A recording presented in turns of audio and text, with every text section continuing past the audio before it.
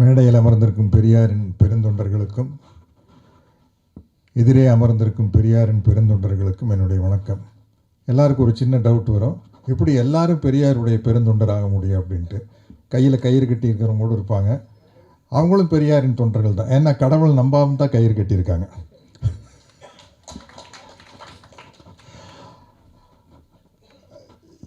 எனக்கு நம்ம ராஜ்குமார் பேசும்போது சொன்னார், வேலுப்பிரபாரனுடைய உதவியாளர்னு சொன்னோன்னு அவருக்கு நான் படம் நடித்து கொடுத்தேன் அப்படின்ட்டு.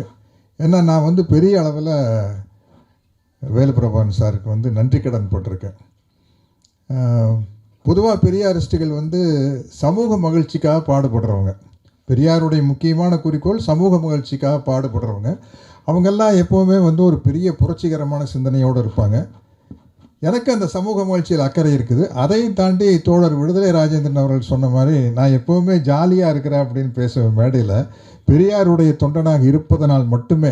ஏன்னா ஏன் இன்றைக்கி நான் அந்த ட்ராக் எடுத்து பேசணும்னு ஆசைப்படுறேன்னா, இன்றைக்கி யூடியூப்பு அங்கே இங்கே எங்கே பார்த்தாலும் மகிழ்ச்சியோடு இருப்பது எப்படி, இது சம்பந்தமான யூடியூப்பு எக்கச்சக்கமாக வந்துட்டுருக்குது சோஷியல் மீடியாவில். அப்போ எல்லாருமே மகிழ்ச்சியை நோக்கி அலைகிறாங்க.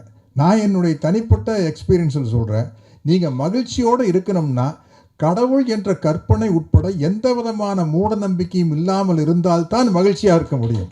சாஸ்திர சடங்கு சம்பிரதாயம் எந்த பண்பாடு கலாச்சார நாகரிகம் கூட எனக்கு உடன்பாடு இல்லைங்க. இன்னும் மனுஷனை கொண்டுகிட்டு இருக்கிறான், பாலஸ்தீனத்து மேலே குண்டு போட்டிருக்கிறேன். இன்னும் பண்பாடு கலாச்சார நாகரிகம் எல்லாம் வளர்ந்துருச்சா?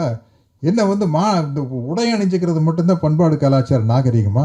என்னைக்கு ஒரு மனிதன் இன்னொரு மனிதனை கொல்லாமல் இருக்கிறானோ அன்னைக்கு தான் பண்பாடு கலாச்சார நாகரிகம் மலர்ந்ததாக அர்த்தம். அது வரைக்கும் அது மலர்ந்ததாக அர்த்தம் இல்லை. எனக்கு இங்கே இன்னொரு ஒரு விஷயம், நான் ஒரு 10 வயசுலேருந்து தீவிரமான மக்கள் தலைவர் எம்ஜிஆருடைய ரசிகர். அவருடைய படங்களில் எல்லாமே பகுத்தறிவு சிந்தனைகள் நிறையா இருக்கும். அவரும் கடவுளை பற்றி பாடியிருக்காரு. ஆனால் அவருடைய படங்களில் பார்த்தீங்கன்னா பட்டுக்கோட்டை கல்யாண சுந்தரம் போன்ற பாடகர்கள் வசன வரிகள் எல்லாமே பார்த்தீங்கன்னா நிறையா இன்னும் சொல்லப்போனால் கம்யூனிஸ்ட் சிந்தனைகள் அதிகமாக இருக்குது. பொது உடைமை சம்பந்தப்பட்ட சிந்தனைகள் அவருடைய படங்களில் நிறையா இருக்கும். அந்த வகையில் இவர் பெரிய தீவிரமான எம்ஜிஆர் ரசிகர். பிரபாரன் அது தெரியாது, அப்புறம் பக்காவாக அப்புறம் மாதிரியே நடித்து காட்டுவார் என்கிட்ட. அப்படி இருக்கையில் அதுலேருந்து விலையை நானுக்கு மிச்சம் மீதி இருந்த ஒரே ஐட்டம் இந்த கடவுள் அப்படிங்கிற ஒரு கற்பனை கருத்தியல் தான். அது ஒன்று தான் பெண்டிங்காக இருந்தது. அதுலேருந்து என்னை வெளியே கொண்டு வந்தவர் வேலுப்பிரபார் சார் தான். அதனால தான் இன்றைக்கி வரைக்கும் ரொம்ப வாழ்க்கையில் எவ்வளவோ கஷ்டம், எனக்கும் கூட கஷ்டங்கள் தனி மனித வாழ்க்கையில் எனக்கும் இருக்குது. பொருளாதார சார்ந்து இல்லை, அதெல்லாம் நல்லபடியாக இருக்கிற ஒன்றும் பிரச்சனை இல்லை. அது நான் சொன்ன மாதிரி நம்ம தோழர் மாறன் அவர்கள் ப்ளூ சட்டை மாறன்னு சொன்ன மாதிரி அதெல்லாம் நேக்க நடந்துக்குவேன். இதுக்கே ஒரு வாய் தரீங்களா, புரட்சி தமிழன்னு பேரை மட்டும் வச்சுருக்காரு. தயவுசெய்து அந்த பட்டத்துக்கு நான் எந்த வகையிலும் தகுதியானவன் இல்லை. இன முரசுங்கிறது கொஞ்சம் நியாயம். அந்த முரசும் கூட தொடர்ந்து கொட்டிக்கிட்டே இருக்காது, அப்பப்போ ஆஃப் பண்ணிக்குவேன். எங்கே ஆஃப் பண்ணணும் எங்கே கொட்டணும்னு தெரியும். இருந்தாலும் பெரியாரிய மேடைகளில் தொடர்ந்து நான் இந்த பக்கம்தான் இருக்கிறேன் அப்படின்னு சொல்லிட்டு இருக்கிறதுக்கான ஒரு முயற்சி தான் எப்போவுமே நடந்துக்கிட்டு இருக்கோம். அப்போது பிக் பாக்கெட்னு ஒரு படம் என்னுடைய மிக நெருங்கிய நண்பர் பாலுன்னு சொல்லிட்டு அவர் நிறையா வெற்றி படங்கள் எடுத்திருக்காரு. சின்ன தம்பி அப்படி அந்த மாதிரி படங்கள் நிறையா விஜயகாந்தை வச்சு, சரத்குமார் வச்சு, அண்ணன் வச்சு, பிரபு வச்சு எல்லாம் எடுத்திருக்காரு. அவர் பிக் பாக்கெட்னு ஒரு படம் எடுத்தார். அதில் ஜிஎம் குமார் தான் டைரக்டர். அநேகமாக கதிர் சாரெல்லாம் அதில் அசிஸ்டண்ட்டாக இருந்திருப்பீங்க இல்லையா? அதில் ஒரு லிவிங்ஸ்டன், விஸ்வம் எல்லாம் நீங்கள்லாம் இப்போ ஒரு மாடர்ன் டீம். அந்த புதுசாக பாக்யராஜ் சார்கிட்டேருந்து வர்றவங்க அப்படிங்கிற ஒரு மாடர்ன் டீம் இருக்கும். ஆமாம், ஜீன்ஸு லூஸாக ஒரு ஜிப்பா, ஒரு ஜோல்னா போய் அது இருந்தால் ஆர்ட் ஃபிலிம் எடுக்கிறவங்க. அப்படி ஒரு காலகட்டம் இருந்தது. இந்த பிக் பாக்கெட் நடிக்கிறதுக்கு முன்னாடி இது பிக் பாக்கெட் 1988. 1987 அமெரிக்காவில் என் தங்கச்சி இருக்கிறாங்க, அங்கே போயிருந்தேன். அங்கே போயிட்டு சிகாகோவில் இருந்துட்டு நயாகரா வாட்டர் ஃபால்ஸுக்கு போகிற வழியில் ஒரு சின்ன கிராமம், இதாங்க தாமஸ் ஆல்வா எடிசன் பிறந்த ஊர் அப்படின்னாங்க.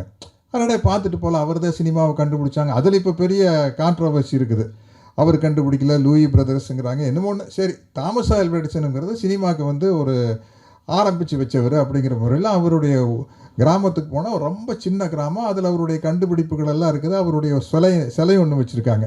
இதையெல்லாம் பார்த்துட்டு ஒரு நன்றியோடு பார்த்துட்டு, அப்பா நம்ம சோறுதிங்கிறதுக்கு ஒரு முக்கியமான காரணம் அப்பா அப்படின்னு ஒரு சந்தோஷத்தில் நயாகரா போயிட்டு வந்தேன். இது 88 தான் இந்த பிக் பாக்கெட்டு வந்து கேமராவுக்கு வழக்கம் போட தேங்காய் சுற்றுனாங்க.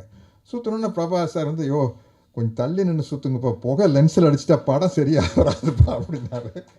சரி எங்கடா ஒரு டைப்பாக பேசுகிறாருன்னு சொல்லிட்டு ஷார்ட்டுக்கு நடுவில், என்ன பிரபாகர் சார் அப்படின்னா, சார் கேமரா கண்டுபிடிச்சி தாமஸ் ஆல்வா எடிசன் பிறந்தூரில் தென்னை மரமே கிடையாது சார். அவன் கண்டுபிடிச்சி அனுப்புனா இங்கே வந்து தேங்காயை சுற்றுறாங்க சார். ஏதாச்சும் ஒரு ப்ளம்ஸோ பேரிக்காயோ ஆப்பிளோ சுற்றினா நியாயமாக இருக்குது சார். எனக்கு போன வருஷம் தான் அந்த ஆள் பிறந்த ஊருக்கு போனோம், உண்மையிலேயே அங்கே தென்னை மரம் இல்லை. கரெக்டாக இவர் ஏதோ ஒரு விளையாட்டுக்கு சொல்லிக்கிறார். அதுக்கப்புறம் பிரபாஸ் சார்கிட்ட உட்காந்து ஷூட்டிங்கு கேப்பில் வந்து இதை பற்றியெல்லாம் பேச ஆரம்பிக்கல. எனக்கு வந்து ஐயா பெரியாருடைய அவர் பேசுனது எல்லாம் தொகுப்பாக கடவுள்னு ஒரு சின்ன புஸ்தகம் ஐயா இருக்கு இல்லைங்களா, தலைப்பு கடவுள். அதனால தான் இந்த படத்துக்கு கடவுள்னு பேர் வச்சுருப்பான்னு நினைக்கிறேன். கடவுள் அப்படிங்கிற ஒரு புத்தகத்தை எங்கிட்ட கொடுத்து, நீங்கள் படித்து பாருங்கள் சத்யராஜ் சார், படித்து பார்த்துட்டு நீங்கள் என்னென்னு டிசைட் பண்ணுங்கள் அப்படின்னாரு. படித்து ஒரு 2-3 நாள் கொஞ்சம் குழப்பத்திலேயே இருந்தேன். என்ன நம்ம பிஸ்னஸ் பார்ட்னர் ஆச்சே கடவுள். இப்போ பல வருஷமாக எனக்கு பிஸ்னஸ் பார்ட்னர். பரீட்சையில் பாஸ் பண்ணால் மொட்டை அடிச்சிருக்கேன். அதில் வந்து சும்மா பாஸ் ஆனால் மருதமலை மட்டும், என்ன எங்கள் ஊருக்கு பக்கம் கோயம்புத்தூர்லேருந்து கொஞ்சம் டக்குன்னு போயிடலாம்.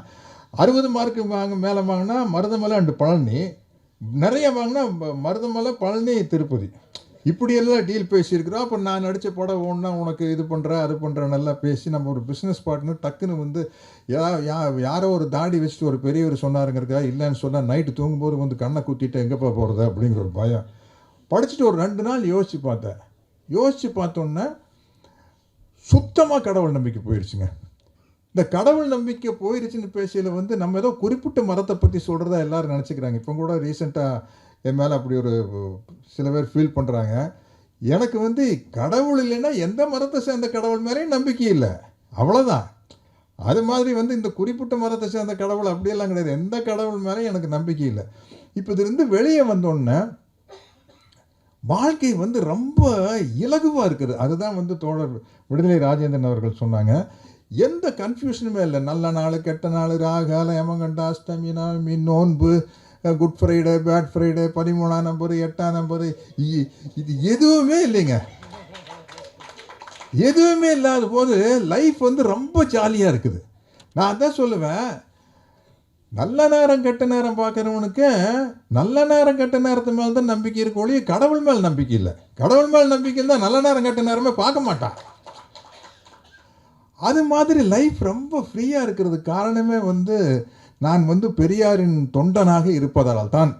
இன்றைக்கி வந்து அவர் வந்து சமூக விடுதலைக்காக பாடுபடுறாரு, ஜாதி மத ஏற்றத்தாழ்வு ஒழிக்கிறதுக்காக தந்தை பெரியாருடைய தொண்டர்கள் பாடுபடுறாங்க, பெண் விடுதலைக்காக பாடுபடுறாங்க. இதெல்லாம் வந்து இவங்களை மாதிரி பெருந்தொண்டர்கள் பாடுபட்டோம். என்ன மாதிரி ஒரு சராசரி மனுஷன் நல்ல சுயநலத்தோடு வாழ்கிறவனுக்கு நம்மளுக்கு ஒரே குறிக்கோள் தாங்க இருக்குது வாழ்க்கையில், ஜாலியாக இருக்கணும். அதுதான் நம்மளுடைய குறிக்கோள். ஜாலியாக இருக்கணும்னா எந்த மூட நம்பிக்கை இல்லாமல் தான் ஜாலியாக இருக்குது. ஆகவே தயவுசெய்து யூடியூப்பில் பார்க்குறவங்க, நீங்கள் சந்தோஷமாக இருக்கிறதுக்காவது ஒரு பகுத்தறிவாளராக இருங்க, வேறு எதுக்காக வேண்டாம். சமூகத்தை திருத்துறதுக்கு, சமூகத்துக்காக பாடுபடுறதுக்கு அவங்கெல்லாம் பண்ணிட்டோம். நம்மளுக்கேங்க அந்த வேலை. நம்மளை மாதிரி ஒரு சாதாரண மனுஷன் சந்தோஷமாக ஜாலியாக எந்த குழப்பமும் இல்லாமல் இருக்கணும். ஒன்றும் இல்லை, நம்ம நடிக்கிற ஒரு படம், அந்த படம் ஓடலைன்னு சொல்லி வருத்தப்படுறோமில்ல, ரிலீஸ் ஆன அன்னைக்கு அதே படத்தை நீ 3 மாதம் கழித்து போட்டு போடு, இத்தனை நாள் ஓடுந்தே பெருசுன்னு உனக்கு தோணும். அந்த மாதிரி ஒரு படத்தை எடுத்துட்டு ஏன் இந்த கவுண்டமணி என்ன மாதிரி நீ பெடல் போட்டேன்னா எப்படா ஓடும் அந்த படம், நீ மறுபடியும் ஒரு தடவை பாடு அந்த படத்தை. ஆகையினால் வந்து நீ வந்து கடவுள்கிட்ட வேண்டிக்கிறது எப்படின்னா, ஒரு வார்த்தை இடையில போடுவோம், எப்படியாவது பரீட்சையில் பாஸ் பண்ணும், படித்தா பாஸ் பண்ணுவேன், எப்படியாவது வியாபாரத்தில் லாபம் வரணும், நல்லபடியாக கவனிச்சின்னா லாபம் வரும், எப்படியாச்சும் என் படம் ஓடணும், நல்லா எடுத்தா ஓடியா, நீ தான் எடுக்கலையே. அப்புறம் அப்படியே ஒரு தெளிவான சிந்தனை வந்து ரொம்ப மகிழ்ச்சியாக இருக்கிறதுக்கான ஒரு விஷயம். ஏன் சொல்கிறேன்னா, வேலு பிரபாகர் சாருக்கு நான் ஃபோன் பண்ணுறேன், இப்படி ஹாஸ்பிட்டலில் அட்மிட் பண்ணிட்டாங்கன்னு. அவருடைய நம்பர் இருந்தது, ஃபோன் பண்ணேன். ஃபோன் பண்ணோன்னே நம்ம பொதுவாக இந்த மாதிரி ஹாஸ்பிட்டலில் இருக்கிறவங்களுக்கு ஒரு ஆறுதலாக 2 வார்த்தை சொல்லலான்னு ஒரு தைரியம் சொல்கிறதுக்காக பேசுவோம் இல்லையா. பிரபாகர் சார் நம்ம உதாரணமாக என்ன சொல்வோம், இப்படித்தான் எங்கள் பெரியப்பாக்கு 3 தடவை பைபாஸ் நடந்திருக்குது, அவங்களுக்கு 2 தடவை நடந்திருக்குது, எல்லாம் ஜாலியாக இப்போ வாக்கிங் போயிட்டு சுற்றிட்டு இருக்கிறாங்க அப்படின்னு சொல்லாங்கிறதுக்காக ஃபோன் பண்ணி அவரை வந்து மனசை தேத்துறதுக்காக ஃபோன் பண்ணுறேன்.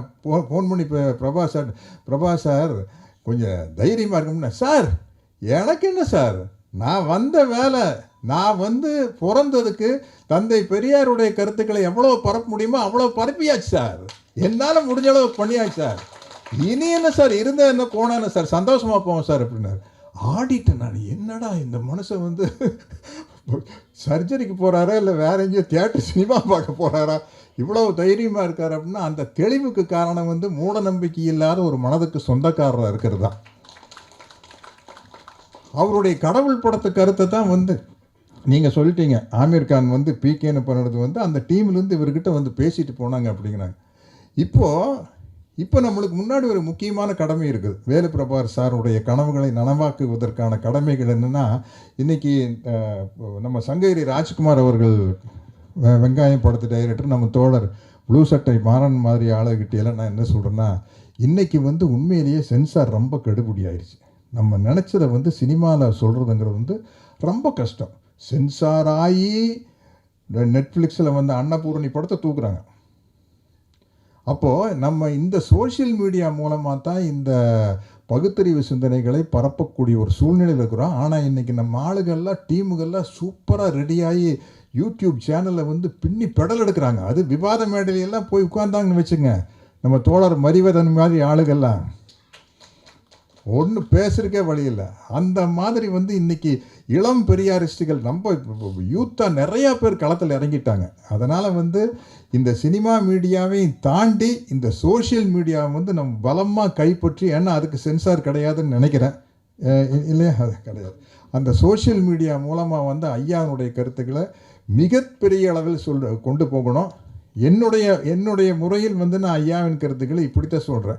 நீங்கள் வாழ்க்கையில் மகிழ்ச்சியாக இருக்கணும்னா தெளிவான சிந்தனை தேவை. தெளிவான சிந்தனை தேவைன்னா எந்த விதமான மூடநம்பிக்கையும் இல்லாமல் இருக்கணும். எந்த விதமான மூடநம்பிக்கையும் இல்லாமல் இருக்கணும்னா நீங்கள் ஒரு பெரியாரிஸ்டாக இருந்தால் தான் முடியும். அதனால் சுயநலமாக கருதினாலும் கூட நீங்கள் வந்து ஒரு பெரியாரிஸ்டாக இருந்தால் வாழ்க்கையில் மகிழ்ச்சியாக இருக்கலாம்.